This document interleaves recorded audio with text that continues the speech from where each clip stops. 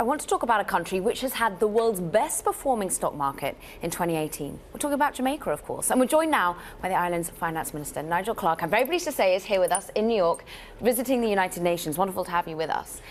What an end to 2018. What a beginning to 2019. Fitch upgrading your debt rating, seeing that you're managing to square your public finances, cutting the debt load, seeing renaissance in terms of mining. What's the sweet spot right now? What's your secret sauce? Jamaica has had tremendous performance over the last several years with restoration of macroeconomic stability and a return to growth. We've had 16 consecutive quarters of economic growth, and we have been engaging in a series of structural reforms, fiscal, monetary, and other reforms to restore the economy's health. And the results have been gaining attention around the world. And the stock market is responding as well. The central bank is supporting education of what's going on economically, tackling debt specifically. You mentioned reforms. What was interesting was there was a series of videos that was released on Twitter addressing inflation and monetary policy. Talk to us about how that came about. Well, Jamaica has for a very long time had a monetary regime that focused on the exchange rate as a tool of monetary policy. We have been moving away from that gradually, from a managed float to a market-determined exchange rate, with an inflation target being the anchor of monetary policy.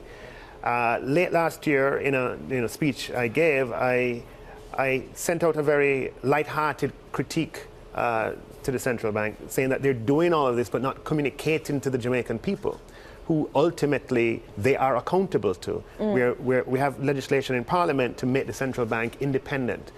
And did they respond to my critique? Responded by originating a series of videos designed to bring the Jamaican people into the conversation, into this big change that we're making, this policy change. We have legislation to make the central bank independent. So monetary policy, the implementation of it will be independent of the executive, and moving towards an inflation targeting regime as a cornerstone of monetary policy. And it was very important to communicate to the Jamaican people in the best way possible. And the fact is that in Jamaica, whether you're communicating about a glass of juice or beer, or you're communicating complex monetary policy, music helps music helps the communication effort. And they wouldn't have expected the video to had received as much attention as it did, but very happy that the message is getting across to the Jamaican people. Did it go viral?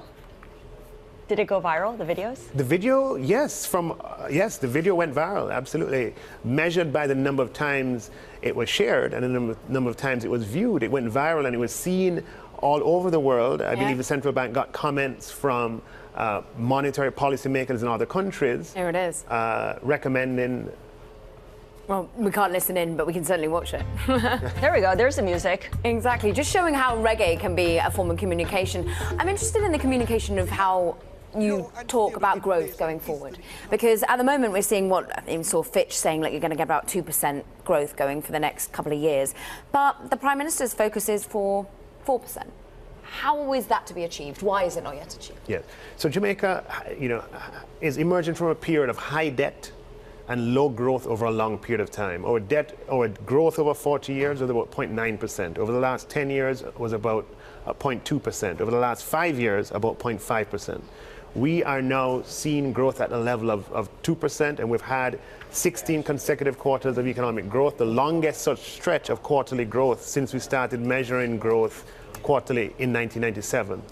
We, as you have quoted the Prime Minister, we want to elevate levels of growth, and so we are investing in infrastructure to allow us to improve the productivity of business. We are investing in training to improve the productivity of labor, and we are reforming our tax system, bringing forth greater economic efficiency by getting rid of distortionary taxes that distort the allocation of capital in the economy.